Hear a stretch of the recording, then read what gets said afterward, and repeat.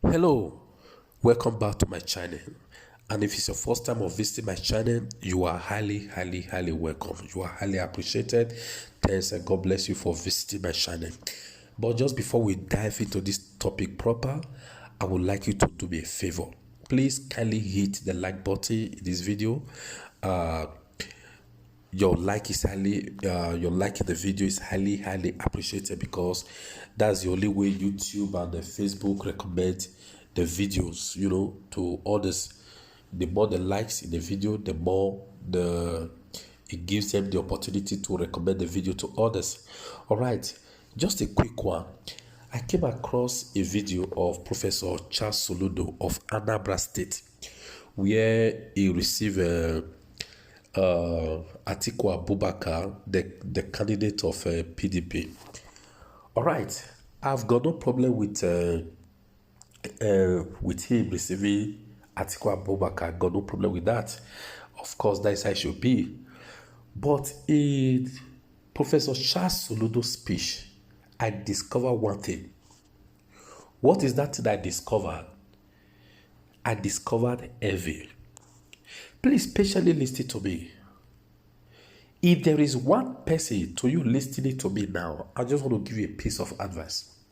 If there is one individual, if there is one person you must be scared of in this life, you must avoid like a plague, is a person possessed with spirit of envy and with spirit of bitterness.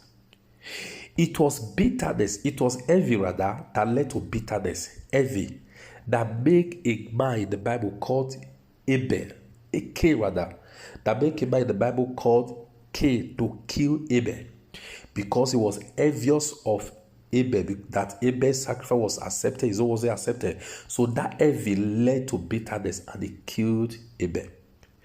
Now, during Professor Charles Soludo's speech to Atiku, he made a statement. He said Atiku is one of the two front runners in this forthcoming election. Even when it has been stated globally, it has been stated, well publicized by different organizations, that there are three major contenders in this forthcoming election. But Professor Charles Soludo relegated his own brother Peter Obi to the background and said he's only two front runner. That now is a repetition of what he already wrote down to malign Peter Obi. You see, I'm so excited about this 2023 election because it has revealed the stupidity and the imbecility in some persons I personally used to hold in high esteem. By the grace of God, as some of you know, although I'm a content creator, I'm also a pastor, I'm a man of God, and by the grace of God, I operate in the prophetic as well. Some months before Professor Charles Soludo emerged as a governor, I wrote it on my page that he's going to be the next governor of Anambra State. And I even love the guy. But little did I know that Professor Charles Soludo is somebody that is highly possessed with spirit of imbecility, highly possessed with bitterness, and highly possessed with spirit of envy for his own brother. Just the way this forthcoming election has revealed the childishness and the imbecility in the person like Red or mockery to me, and the greed in somebody like Dino Milaye. It has also revealed the imbecility, the bitterness, and the envy, spirit of envy is Professor Charles Soludo.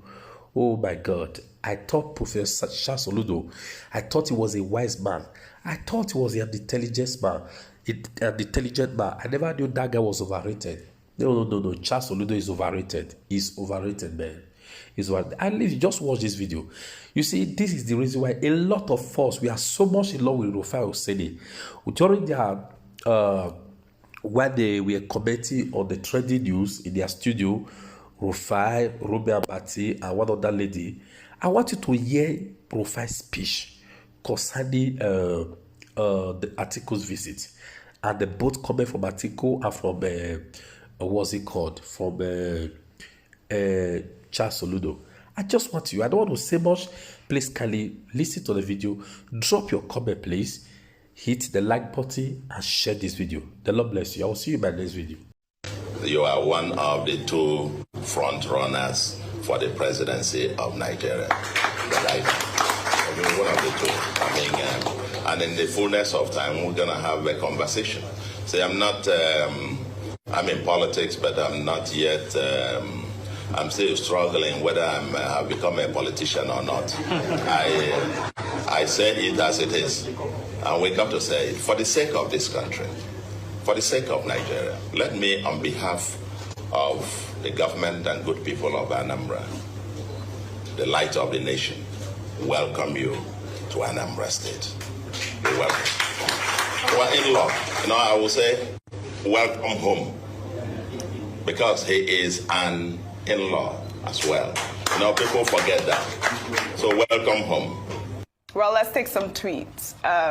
This person says, Chukwuma Soludo, a confirmed PDP member who is deceiving Anambra people with ABGA. Till today, he is 100% PDP and working tirelessly to see that Atiku wins.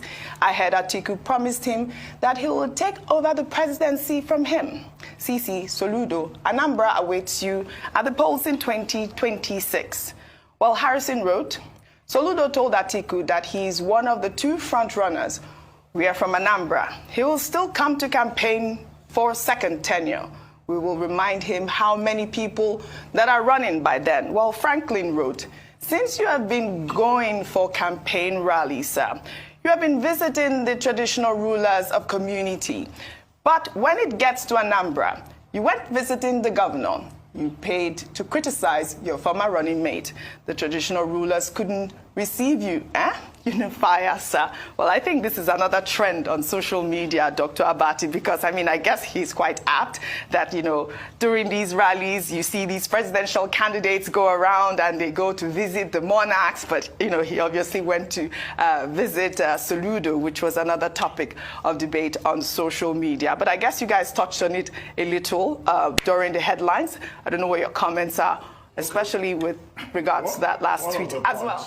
One of the points that I had made is that we have a sitting governor of an opposition party, the All Progressives Grand Alliance, ABGA, receiving the presidential candidate of the People's Democratic Party and, granting him audience and trying to encourage him. I hope he will do the same, for other political parties, because we keep saying that the Electoral Act is very clear. There should be a level playing field for every political candidate that comes to a particular state. Everybody should be given a chance. We have had spectacles of billboards being removed, of persons being denied access, to the media, or being denied access to state, facilities like the stadium. But in Anambra State, at least Governor Soludo has shown that, well, he wouldn't do that, and we hope that he will do what he has done with the PDP with other political parties. The second point he made is that he thinks that Atiku Abubakar is one of the two possible, persons who will emerge as president in 2023. And in that regard, while he's been consistent, in line with the piece he wrote, History Beckons, and how he will always say the truth, and he repeated that on that occasion. There are persons who think, as an Igbo man, playing the politics of proximity, that it's better off supporting somebody from the southeast, either Mr. Peter Obi or the candidate of his own party, presidential candidate of his own party. But clearly, he has said his choice is between the APC presidential candidate and the PDP presidential candidate, because he thinks that that's the best choice for Igbo land, for Ndigbo. The third issue here was that in that video, he started by saying he's not a politician. He's trying to become one. So if he says he's not a politician, he's been running for the position of governor in Anambra State, and this time around he got lucky. I think he probably meant that in jest. But we know he's an academic, he's an economist, he's an international scholar. Okay, he wears many caps, but of course, he knows that in addition to whatever he is, he's a politician. And beyond all of this, he's the presidential candidate of the PDP himself.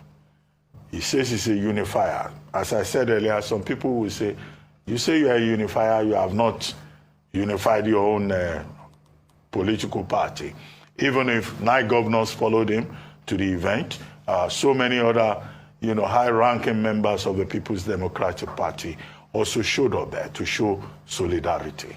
And I said that looks like a message to Mr. Peter Obi that, okay, he may not be with the PDP in his own state, but that the People's Democratic Party is still very strong in that state. And beyond that, the party even has what looks like a not clearly stated support of the governor of the state who belongs to even another political party. But politicians will make promises. And I pointed out that, look, he didn't talk about the second Niger bridge at Onitsha, which we're told is likely to be completed in 2024. But they are opening it for a 30 days window. So who is going to complete that 7.7 kilometers on the Owerri end and the 3.3 kilometers on the Asaba end that nobody has even touched? But at least the Obosi Owerri link route has been joined, and I've seen reports about people going for Yuletide in the east, being very happy that there's a reduction in traffic congestion, where they will enjoy that benefit for just 30 days. But what the people of the east want is that, given the strategic economic importance of that second Niger bridge at Onitsha, I keep adding Onitsha because there are other bridges on the River Niger, given its importance, whoever becomes president of Nigeria will have to complete it to make sure that it works. Over 300 billion naira, or was it 300 million US dollars, have been spent on that project since it started. The people would like to see concrete results. In the same way in which they expect that other routes, like Lagos-Ibadan Expressway, that has been on perpetually without completion, will also be completed, and the same case with other major routes across the country. Well said, Dr. Bati. Rufai, quick comment. Real quickly, I think the main topic here is about fairness. Yeah. And we have to state again, over and over again, fairness has to be brought to the table. Ideally, if we need leadership, it should be about competence, the most competent hand. But as we speak today in Nigeria, everybody has touted, oh, it should go to one region, it should go to one region, it should go to one region. So it is time that people also look at the possibility of the Igbos having their own fair share. I asked a question earlier on Oji. I said, how long will the Igbos keep aligning with other people? The same alignment they did in '79. Oh, vice presidential candidate Alex Ekweme emerged. Is that how long? Since we've returned to democracy, since 1999? Other parts have had their own parts of the cherry. What does fairness say? The people that have not had should be able to have. Yes. And this fairness too is across all the regions that have not had a stab at the presidency. It is when you are fair across board, then we can now come back and resettle and talk about competence. I think that's the biggest loss that's going on. But when somebody says, oh, I want to be a stepping stone, the question should be asked, has your region ever had this at any point in time? If they have, or has your group, tribal group, ever had this at any point? If they have, can others too have? I'm not saying any man doesn't have a right to his ambition, but also we should be fair, because it is fairness that can heal this country. This country is suffering from a lot of injustice today. It should be fairness for the people of the Southeast, for the people of other regions. And that's why I said, even if it's not been completed, yesterday I tweeted something, I said, kudos to President Buhari. At least we have some movement as regards second Niger bridge. But please, they should complete it. And they shouldn't stop there. There's a lot of economic activities going on in Aba. Imagine a train track in Aba to bring out all the goods produced in Aba to parts of the Southwest. Then we can build this country. Yes. This country is great. It is the best kept secret in the world. Let's be fair to one another, and God will bless all of us, and we'll all love this country. Right. Well said, Rufai.